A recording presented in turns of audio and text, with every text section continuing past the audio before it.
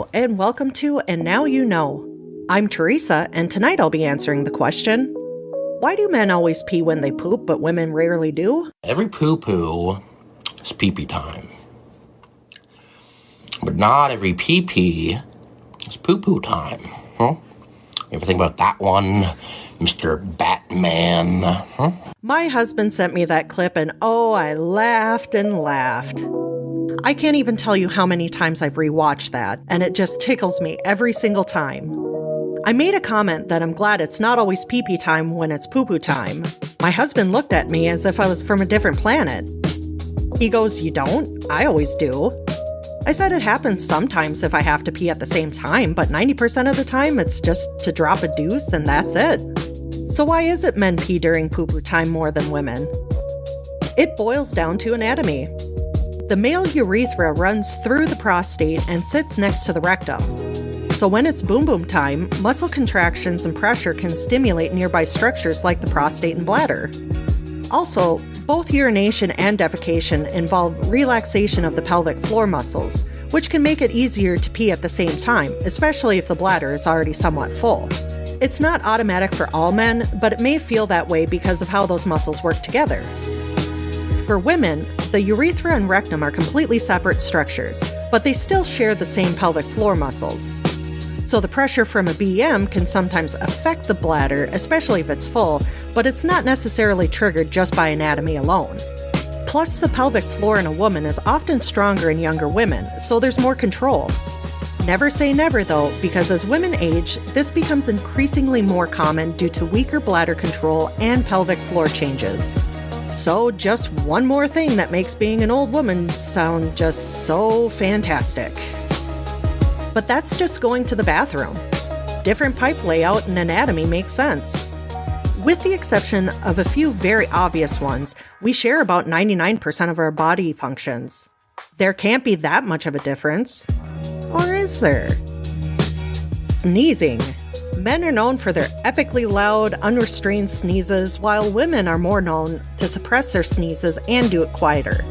Fun fact, don't suppress a sneeze, ever. Doing this can cause damage to your eardrums, throat tears, and sinus injury. There have been rare documented cases of injury from forcefully holding in a sneeze. So women, let it out. Farts. Don't get it twisted, women can be just as stinky as men. But women are more apt to be stealthy. Women release gas more slowly and often have stronger voluntary pelvic floor control, which can make it quieter. Those two factors are why women's farts aren't as audible. Men, on the other hand, generally have greater abdominal muscle mass, which can create higher pressure during release, which is why a man sounds like a Viking war horn. Belching.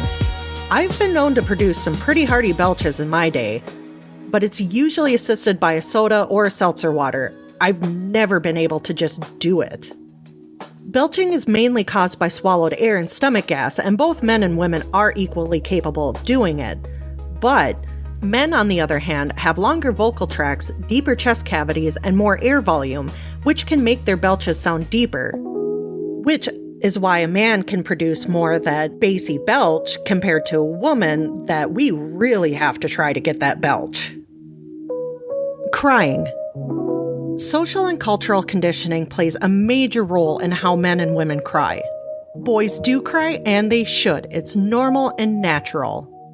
But unfortunately, due to stigma, a lot of men don't openly cry. When they do, they tend to be more vocal or sob. It also tends to be more short-lived instead of a crying session. Testosterone plays a huge part in why men don't cry as much. It's found that it suppresses tear production and emotional crying. Women, on the other hand, cry more often and longer than men do, and that's because of hormones. Prolactin is significantly higher in women, so it's thought to be associated with increased tear production.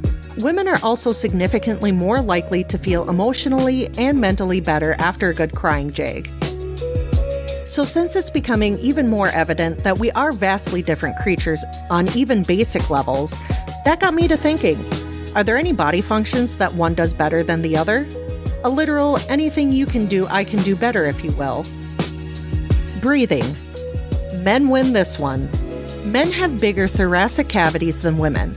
That means larger rib cages, deeper chest, wider shoulders. The more room you have, the more air you take in.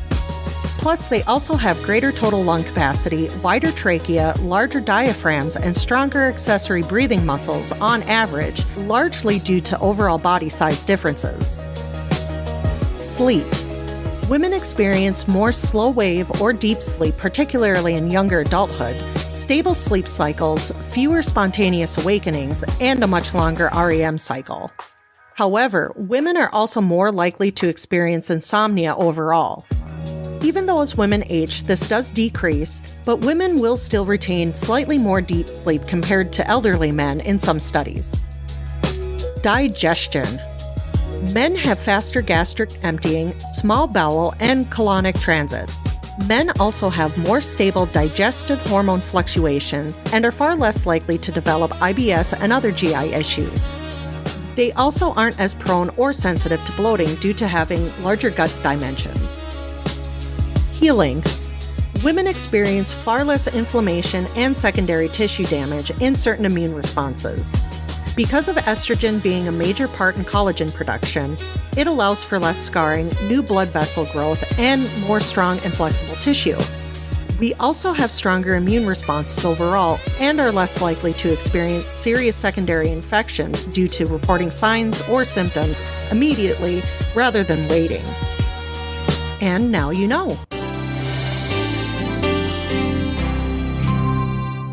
If you have any questions you'd like answered, feel free to send me a message on Twitter at ANYKShow or email me at andnowyouknowshow@gmail.com. Until next time.